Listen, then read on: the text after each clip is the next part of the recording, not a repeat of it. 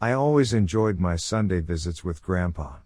He wasn't able to take care of himself anymore, so the family had moved him into a retirement community. Being an independent person, Grandpa had made a big fuss about moving in at first. However, once he started to get to know the other residents and learned about all of the activities that went on at the home, he felt a little better about being there. After Grandpa moved in, I would visit him every Sunday and join in at the weekly game challenge. The game changed depending on the week. Sometimes it was gin rummy. Other times it was shuffleboard. Sometimes it was bingo. The games were chosen ahead of time by the residents from a list that had all of the available games written on it. When the game was decided upon, the entire hall would be converted into an arena for the game of choice. This week the residents had chosen to play backgammon, admittedly not one of my favorites. After we played a few rounds of the weekly game, Grandpa and I would get some lunch from the retirement home dining hall and then head back to his room so he could tell me one of his favorite stories. Grandpa told all sorts of stories about gnomes, fairies, giants, and other supernatural creatures. He even told me about the urban legends like the alligators living under the sewer he had heard while growing up in New Jersey. It was always great fun hearing Grandpa's stories, and I always looked forward to hearing a new one every week. The years passed and I entered high school. I didn't stop by to visit Grandpa as often anymore because I became busy with hanging out with friends, doing homework, and starting to date girls for the first time. Even though I didn't have the same amount of free time as when I was younger, I would still try to visit Grandpa as often as I could and join in on the Sunday games. I would have lunch with Grandpa and listen to one of his tall tales when we went back to his room. I was older, but I still loved listening to his stories. It seemed like he would never run out of subjects to talk about. He even told me about his experiences as a pilot in World War II. It was always great fun listening to the trouble he got in as a pilot, flying under billboards to see how low he could make his personal plane that he bought after the war go. Finally, it came time for me to go off to college. I would not be back for a while, so I wanted to spend a lot of time with Grandpa before I left. I noticed that his health had taken a turn for the worst, but he never brought it up. I never brought it up either because I didn't like to think about the fact that Grandpa's health was fading. I visited him like usual up until the last day I had free before the start of the new semester. This would turn out to be a visit that I would never forget. We had our usual schedule, play a game, chat over lunch about all of the new things in both of our lives and go back to his room for a cup of coffee, butterscotch cookies, and one of his tall tales. We sat at the table next to one another, dunking our cookies into the hot coffee and eating them one by one. Today Grandpa seemed more introverted than usual. He hadn't really said much over lunch either. I figured that this was because he was having one of his bad days or the days when his bones ached, and he had a hard time getting around. However, I didn't think this anymore when I saw Grandpa promptly stop eating the cookies in front of him and give me the most serious look I had ever seen him give me in his life. I put down my cookies as well and listened for whatever it was Grandpa was about to tell me. He cleared his throat and in a gray tone said, "You are older now, Thomas. You are about to go off to university and experience a whole new chapter in your life. That is why today I have to give you some advice." I smiled and urged for him to go on. Grandpa nodded and continued where he left off. "You are the first person I am telling this story to. I told myself I would only tell my most devoted grandchild the story in the hopes that they would not make the same mistakes I did in life.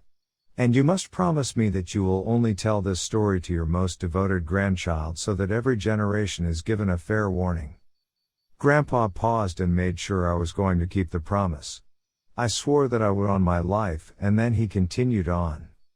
"You know about your grandmother, don't you? You were only 5 or so when she passed away." At this he paused when he saw my expression changed a bit. After patting my shoulder for a moment, he went on. "Yes, I miss her too. I always loved her dearly. It is at my old age that I've had a lot of time to reflect on my past actions. I wish that when we were married I could have treated her better. If I had treated her better maybe she wouldn't have turned out like that." I was taken aback a bit by his statement. "What do you mean?" Grandpa sighed. "This is what I want to talk to you about. Some advice I want to offer for you as you head off into the world and want to make a life for yourself. You see, your grandmother and I got married in the 50s. In those times, men were king of the house and their wives had to attend to their every need. I'm not saying it is right. It is just the way things were back then. I was the same as most men of that era. I was fresh out of my military service from World War II and had just settled down with your grandmother. We bought a cheap house under a government program to encourage home ownership, and I got a job working at an office. Unfortunately, like most men of the era, I was always very hard on your grandmother, who, like most women of that era, stayed at home. I always demanded the best from her, the best housework, the best meals, the best hosting when we had the neighbors over. I insisted that she always dress up, wear makeup, and put on her fine jewelry when managing the house. No wife of mine was going to be a slob and get me mocked by the neighbors. Looking back now, I realize how silly I was to demand all of that of her. But I suppose we were both victims of the culture of that time. I think my strictness got to your grandmother at times because there were occasions when I would see her weeping to herself as she made dinner in the kitchen. When she was like that, I would leave her alone. I had tried to suggest that she watch one of her shows on the Women's Network or listen to a cooking show on the radio, but my suggestions always just made her more upset. So, I learned to give her space when she was in one of her moods. However, one night she was so upset that burned our meal. Even after burning it, she still served it in both of our dishes at the table and sat down to eat her own portion, still weeping as she shoveled the burnt pieces into her mouth. This was unacceptable to me. I chastised her for what she had done and told her to go back in the kitchen and make a new dinner for us both. I told her if she couldn't get herself together to simply make me a sandwich. That ought to calm her down a bit. It was then that something changed in her. Her tears suddenly stopped, and a small smile crept over her face. She laughed a bit and I laughed along too. The whole situation was a bit comical. I apologized for being strict and she shook the whole thing off. She brought the dishes back to the kitchen and set forth to making a second meal which, when served for the second time, was up to the usual quality of her cooking. After that incident, your grandmother didn't cry again. She went about happily doing the housework and preparing the meals. When she was chastised, she would just smile and say she'd do better. She was the model housewife. It was around that time that one of my good friends, Jerry, went missing. Your grandmother knew his wife, Edith, and together they got all of the housewives involved in trying to find him. They put up flyers and the like. But unfortunately, Jerry was not seen again. It was a few months later when another one of my friends, Stan, went missing. The housewives got together again and tried to find him with little success. After that, the excitement died down. Although the men were not found, no one else went missing from the neighborhood. It became somewhat of a local mystery. None of the men had a reason to go missing. They both worked at the same office that I did and they both had stable home lives. Even to this day, the neighborhood is still talking about the circumstances surrounding their disappearances. The incident did bring the community closer together. The housewives ended up forming their own club, which became a national sorority. It was open for many years and during that time donated a lot of its time helping less fortunate people in the community. I was one of the people who always wondered what had happened to Jerry and Stan. They were good friends and I was always sad to lose them. It was when your grandmother's health was failing many years later that we got to talking about my old-time friends. Here my grandfather paused as if the subject was hard to talk about, but when he saw my concerned expression he continued on. "Don't worry about me, lad. I'll be okay. Now, where was I? Oh yes. Many years later your grandmother and I were talking about Jerry and Stan. And that is when she brought up all of the great things she cooked while we were looking for them. The mouth-watering roast she had prepared and fed to all of the members of the search party. The roast beef sandwiches she had packed for the lunches I took to the office. The blood pudding she had made for the neighbors. She went on like this, naming off all of the different meats she had cured and served to people over the years. I recalled all of her meals with warmth but was a bit confused to why she would have brought it up when I was talking about my old friends. And that is when the smile came over her face. That same smile that had come over her face at the dinner table those many years ago. An unsettling kind of grin that seemed to reach in and tug at my very soul. "They've already been cooked, dear," she said in a crackling, uneven tone. I felt myself retch a bit at the thought of consuming the terrible thing that I had. "Your grandmother just chuckled and continued on. I cooked them along with all of the people you complained about at your job. Remember how you complained about Stan and Jerry getting promoted before you? I took care of that, did I? I made sure the supervisors who were bullying you moved away.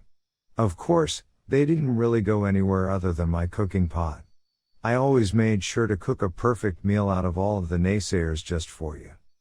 Grandpa stopped his tale to retch a bit and I stared at him with my mouth open. I could feel the color draining from my face. At this point I was visibly shaking. When he got a hold of himself he continued on. "Shortly after your grandmother told me that, she passed away peacefully in her sleep. That same creepy smile was painted on her lips when I found her. After her funeral came and went, her last words haunted me. I wanted to know more. I started reading her old journals, and I learned that the women's club she had formed, the Jersey White Hat Club, had a very dark practice that they put into place. Should any man give them a hard time, it was not above them to punish him in any way possible. They outlined all of the ways they could punish their significant others, boyfriends, or other troublesome men in their lives. There were recipes for poisons. Instructions on how to psychologically torture people. There were so many dark things I read in those journals that I don't even want to repeat them. But one of their most twisted games was taking a friend of the troublesome men in their lives and serving it to him in the form of food. They had all sorts of recipes about cooking and preparing human beings. Those journals were some of the most horrible things I have ever read in my life. I would have burned them all if I didn't have to turn them into the police station for evidence. That's what I did instead. The police read the journals over in complete disbelief. I gave them the journals with the specific conditions of keeping my family out of the media and the investigations. I told them that was the only way I would hand over the evidence. Since I knew the head of the local police station, he pulled some strings and focused much of the investigation on the living members of the sorority, like your grandmother's best friend Edith. They investigated the local Jersey White Hat Club and brought in all of the current members for questioning. Our family sat on the sidelines watching the whole thing in disbelief. As you know, Edith had been one of our close family friends for years. Everyone was shocked that she was actually a member of such a dark cult. If they knew everything that I do about your grandmother, they would have been even more horrified. Fortunately, that was not a truth that any of them had to bear. Later, the police found out that every chapter of the sorority across the United States was still practicing the dark rituals written in your grandmother's journals. They were able to successfully shut down the sorority 2 years ago after being active for all of those years. But I heard recently a new club started up under a different name. This is the advice I want to give you. If you meet a girl wearing a white opal stone shaped like a moon on her left ring finger, under no circumstances have any relationship with her. Report her in whatever club she is affiliated to with the police. That is their secret calling card. And just to be safe. Here Grandpa paused to take a drink of a glass of orange juice beside his coffee to calm his nerves and then continued on. Never, I repeat never, mock a girl by asking her to make you a sandwich. Don't demand anything from her. Treat her equal. Let her do as she pleases. If I had just learned to be kinder to your grandmother all of those years ago, I wouldn't have created the monster she became. Be kind to the ladies in your life, grandson. The consequences for doing otherwise are dire. And with this, Grandpa fell quiet. His hands were wrapped around the glass with the orange juice for support, but they were visibly shaking. I was shaking too. All of this was too much to take in. I could only sit there staring at my grandfather in silence. Every time words came to my mouth, they quickly left me. The two of us didn't talk for the rest of our visit. I simply got up from the table and walked to my car without another word when it was time to leave. The words of my grandfather's story echoed throughout my mind on the long drive home. 4 years after my visit, and shortly after I received my bachelor's degree, my grandfather passed away. I attended the funeral in the late spring. The whole family was there, my mother, my father, his 2 brothers, my cousins, my sister and her husband. Of course, the more obscure family members were there too, like my grandfather's sisters, the cousins 3 or 4 times removed, and other assorted relatives. Your standard fare for the typical family gatherings. It was an open casket funeral so the family could come up and look at him lying peacefully in his new home. I came up and paid my respects.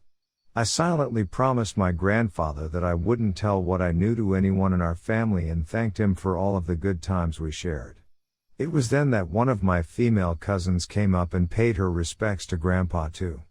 She tried to lighten the mood a bit by teasing me about finding a girlfriend. I told her that I was in no hurry to find one and she rolled her eyes. As she went to talk to other family members, I got the sight of something white on her finger. My heart started beating loudly in my chest at the sight of it. It was an opal stone cut in the shape of a moon. She wore it on her left ring finger. My eyes shot around the rest of the room. My aunt wore the ring. My female cousins wore the ring. My grandfather's sisters wore it as well. Even my mother wore it. My head started spinning as I realized that all of the female members of the family wore the same ring. I felt my heart pounding louder and louder in my chest. My grandfather had made a big mistake not getting our family involved in the investigation.